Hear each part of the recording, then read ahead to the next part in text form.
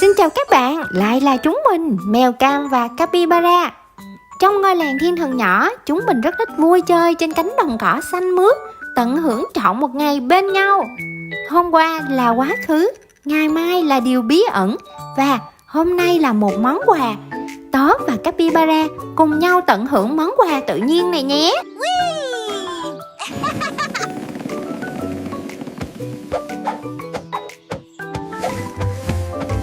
Hẹn gặp lại các bạn trong các video sau.